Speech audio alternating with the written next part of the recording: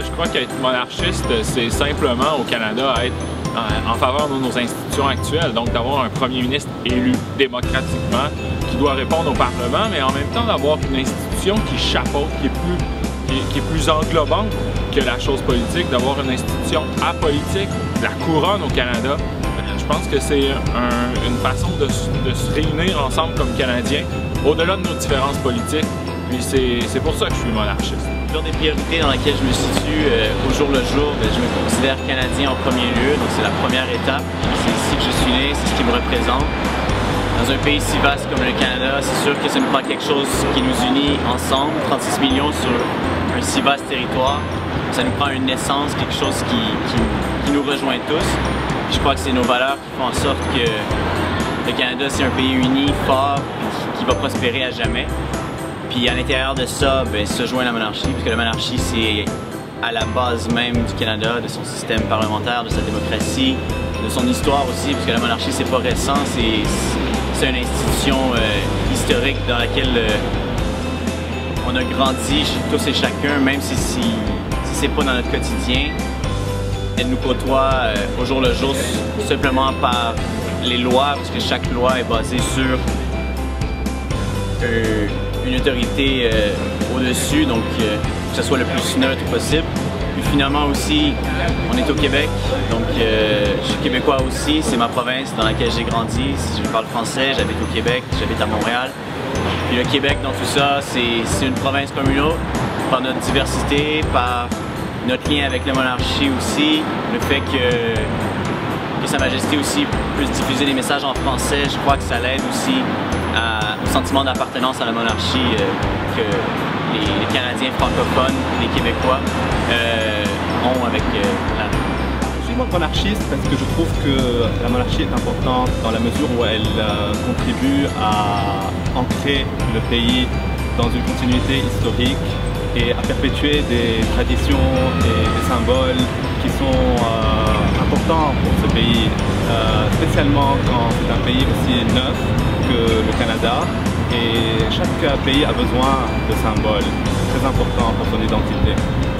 Pourquoi je suis monarchiste? Parce que c'est sans doute le meilleur système de gouvernance. Système qui est bon, qui a fait ses preuves, qui repose sur des milliers d'années d'expérience. Et on a encore en Europe, par exemple, on a encore de nombreux systèmes monarchistes qui fonctionnent. Maintenant, c'est tout ouvert, les frontières, la monarchie, ça nous inclut, entre autres, non seulement dans un milieu plus global, mais ça nous fait faire partie du Commonwealth. Ça nous inclut avec d'autres pays par le même monarque. Et ça inclut aussi pour nous, les francophones au Québec, ça fait qu'on sent qu'on fait partie d'une culture plus étendue avec le reste du Canada et les anglophones. Moi, vis-à-vis la monarchie ou la Ligue monarchique, c'est que je me sens moins isolée des autres Canadiens. Alors c'est regroupé. Quand on parle avec des gens qui viennent de toutes les provinces, que je sois québécoise ou que je sois ontarienne, on est tous unis et on est tous pareils. Alors on est tous égaux. Alors on est comme des gens qui se tiennent par la main, qui feraient une ronde ensemble autour de notre reine qu'on adore. Être monarchiste au Canada et donc au Québec, c'est plutôt être monarchiste, c'est en faveur de la démocratie, en faveur de la monarchie constitutionnelle. Je pense que chaque génération de la famille royale a amené son lot de paparazzi et de caractère plus jet-set. On n'a qu'à penser au mariage du prince avec Catherine, où véritablement on a eu l'impression que peut-être c'était pas nécessairement la monarchie qui était mise en lumière, mais beaucoup plus un couple moderne qui se marie, jeune, beau, photogénique, etc. Par contre, l'intérêt de la monarchie, c'est plutôt de prendre ces nouvelles générations-là qui attirent les caméras vers autre chose que le prochain CD ou le prochain film. C'est vraiment de faire la relation entre cette nouvelle génération de la famille royale puis les causes qui sont chères à la monarchie au Canada. Donc la jeunesse du couple Kate et William, dans mon quotidien, quand j'en parle avec mes amis ou mon entourage qui ont mon âge, donc dans la vingtaine, C'est sûr que William est plus d'actualité, plus proche de nous que notre monarque actuel, parce qu'on n'a pas vécu dans la même époque, on ne vit pas les mêmes événements au jour le jour. Il est venu au Québec, il a parlé en français, les gens ici au Québec, la jeunesse a été étonnamment surpris du fait qu'il peut si bien communiquer en français, parce que la vision ici était que peut-être qu'il ne parle pas français parce qu'il n'a jamais vraiment été présent vu qu'il était trop jeune, des choses comme ça. Mais il a parlé en français, tout le monde avait été surpris. La monarchie, c'est plus l'idée de la monarchie qui est importante que la personne qui est à la tête de monarque, c'est moins important pour moi. Je pense que la visite de Kate et William, ça a certainement un aspect positif, surtout pour les jeunes qui n'ont pas vraiment eu la chance de voir d'autres monarques, même pour les moins jeunes qui n'ont pas eu aussi la chance de voir d'autres monarques. Voir que c'est pas juste quelqu'un de vieux en Angleterre, c'est aussi les jeunes qui vont éventuellement prendre le pouvoir. La visite, il y a quelques années, du duc de Cambridge et de son épouse a été quelque chose d'extraordinaire.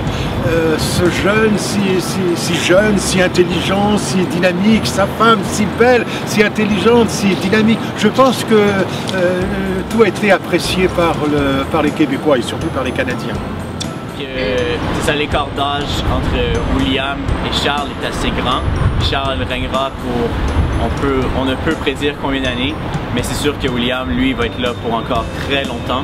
Puis je crois que sa visibilité ici, surtout au Québec, est grandissante. Les gens aiment le couple qu'ils forment, Kate et William, surtout avec le bébé George qui vient de naître.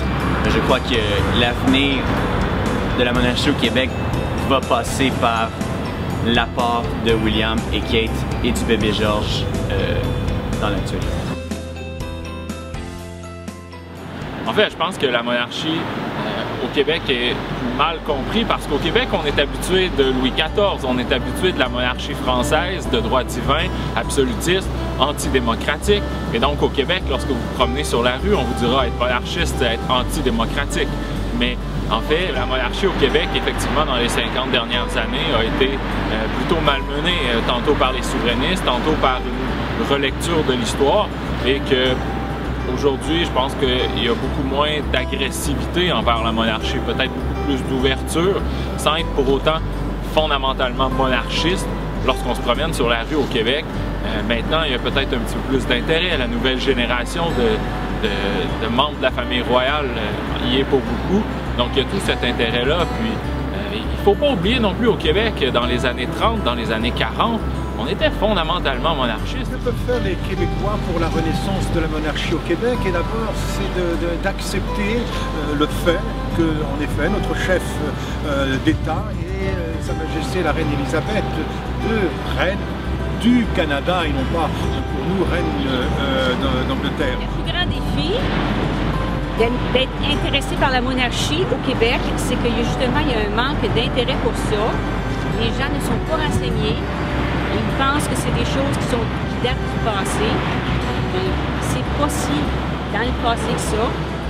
C'est la raison pour laquelle c'est encore présent et de plus en plus. Et je pense que ça risque ça pourrait être quelque chose qui peut unir les gens à travers le Canada.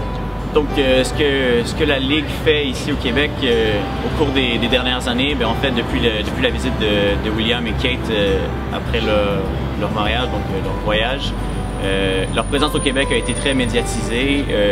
Les gens aiment quand la monarchie se promène. C'est grandiose, c'est majestueux. Tout le monde est attiré par ça parce que c'est unique, c'est pas commun à tous les jours. Donc, quand la famille royale passe au Québec, bien, tout le monde tourne ses yeux vers ça. Puis la Ligue, je crois a pris avantage de cette visite-là en augmentant ses publications en français. Aussi, j'ai pu comprendre aussi qu'il y avait une augmentation des membres dans la région du Québec. Donc ça aussi, ça a permis à la Ligue de publier plus de choses en français, mais aussi de comprendre un peu comment fonctionnent un peu les monarchistes ici au Québec dans une situation qui n'est pas pareille comme partout au Canada, soit par la langue, soit par l'histoire, soit par simplement l'environnement au quotidien. J'étais très, très surprise de voir qu'il y avait beaucoup de Québécois dans la Ligue monarchique qui parlaient français. Quand je suis allée au 60e de la Reine, ici, sur en tout cas, où est-ce que le Black Rock, quand je suis allée, j'ai vu beaucoup de gens qui parlaient français. Alors je me suis dit, ben je suis pas la seule. Et mon lien pour moi, c'est un bienfait. J'aime mon pays. Alors je veux que mon pays reste ensemble. Je lui ai dit à la reine, merci d'être la première Canadienne. Lorsqu'on pense à mon rôle dans la Ligue monarchiste du Canada, je pense que l'activité ou le genre de choses que j'aime le plus faire, c'est justement d'aller à la rencontre des gens, à la rencontre des membres, mais surtout à la rencontre des gens à travers les médias, que ce soit dans les médias plus traditionnels, la télévision, les journaux, les médias sociaux également. De plus en plus, la Ligue monarchiste du Canada se retrouve sur Facebook, sur Twitter, donc il y a tout cet intérêt-là. Je pense que la meilleure façon de perpétuer la monarchie au Canada et au Québec en particulier serait pour la Ligue de se rendre dans les écoles et de parler aux élèves, de leur expliquer l'importance de ce bel héritage culturel, symbolique, institutionnel qui existe dans ce pays, son importance, sa valeur, l'intérêt de le préserver et en fin de compte de laisser les citoyens décider parce qu'on est en démocratie et ça fonctionne comme ça.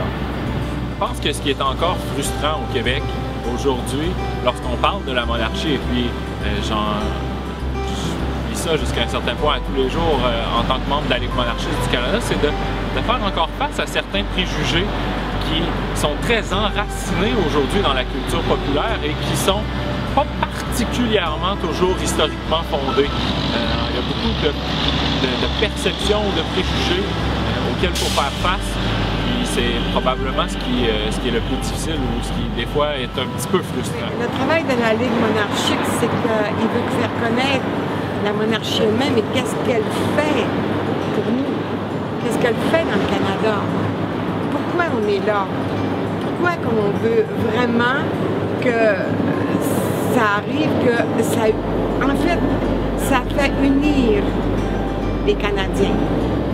Organiser des activités dans soit des universités francophones ou simplement des régions francophones, 100% francophones quasiment, pour faire un peu connaître les activités de la Ligue, faire comprendre un peu l'importance de la monarchie au Québec, puis que même si on n'en a peut-être pas conscience, surtout pour soit les nouveaux arrivants qui en ont peut-être pas conscience, ben je crois que la Ligue peut prendre avantage là-dessus, puis faire un peu une éducation, donner un peu de matière aux Québécois afin de pouvoir aimer davantage la monarchie puis s'y impliquer encore plus. Un des projets à l'heure actuelle qui est très amusant et qui attire beaucoup de notre énergie à la Ligue monarchiste du Canada, c'est le processus littéralement de bilinguisation où de plus en plus le contenu francophone est mis de l'avant justement pour pouvoir aller au-delà des préjugés sur la monarchie. Il reste encore beaucoup de travail à faire, c'est certain. Alors, je fais de la traduction pour la Ligue monarchiste du Canada en tant que bénévole. C'est dans un but de faire connaître, de promouvoir la Ligue, les intérêts de la Ligue et de pouvoir se renseigner sur ce qui se passe en rapport avec la monarchie au Canada. Donc, il faut penser à une modernisation de la Constitution monarchiste, soit au Canada ou partout dans le Commonwealth. Il faut prévoir que le monde dans lequel on vit, c'est un monde qui évolue sans cesse, puis il faut aussi que nos institutions monarchistes suivent aussi ce courant-là. Parce que s'ils ne suivent pas ce courant-là, on va les perdre, puis ils vont disparaître. Puis je ne crois pas qu'il y ait personne ici qui souhaite ça, qui souhaite voir la monarchie disparaître. Donc quand il va y avoir la succession au trône dans les prochaines années, il va falloir vraiment se pencher sur qui va prendre la place, qu'est-ce qu'il va pouvoir apporter. Charles et Camilla, ça fait longtemps qu'ils sont présents au Canada, leurs œuvres caritatives, ils font leurs preuves ici au Québec et partout dans les autres provinces. Puis je crois que le rapport à la monarchie canadienne peut être bénéfique, puis aussi il faudrait que Charles puisse introduire son fils, donc William, dans toutes ses activités si jamais il devient roi, pour préparer encore plus la relève, parce qu'on voit que l'écart d'âge il est présent et on peut pas le manquer.